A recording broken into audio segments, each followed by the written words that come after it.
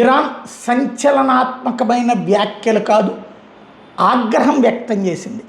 America ఒకవైపున ఇస్లామాబాదులో రెండవ దఫా చర్చలు జరగబోతున్నాయి ఇరాన్తో అని చెప్పింది, ట్రంపే స్వయంగా ప్రకటించాడు. సీన్ కట్ చేస్తే మరొక వైపున గ్రౌండ్ లెవెల్లో ఏం జరుగుతోంది అంటే, హార్ముజ్ జలసంధికి సంబంధించినటువంటి ఇష్యూలో ఫ్రీ చేశాము, అక్కడ ఇరాన్ దాడుల నుంచి ఫ్రీ చేసి అన్ని షిప్పులు వెళ్ళడానికి అనుమతి ఇచ్చాం, ఇరాన్ది తప్ప అంటోంది నెంబర్ 1.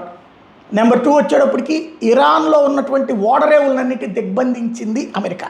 అమెరికన్ సైన్యాలు, అమెరికన్ నేవీ ఇరాన్ ఓడరేవులన్నిటి దిగ్బంధించినాయి. దీంతో IRGC, Islamic revolutionary guard corps ఏదైతే ఉందో అది తీవ్ర ఆగ్రహం వ్యక్తం చేసింది. రిటాలియేషన్ ఉంటుంది, తీవ్ర పరిణామాలు ఉంటాయి, ఎదురుదాడి ఉంటుంది.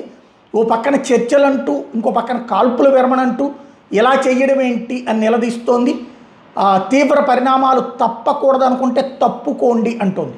తప్పుకుంటాన్ అన్నటువంటిది ఇక్కడ అమెరికా అంటలేదు, అది స్పెషల్.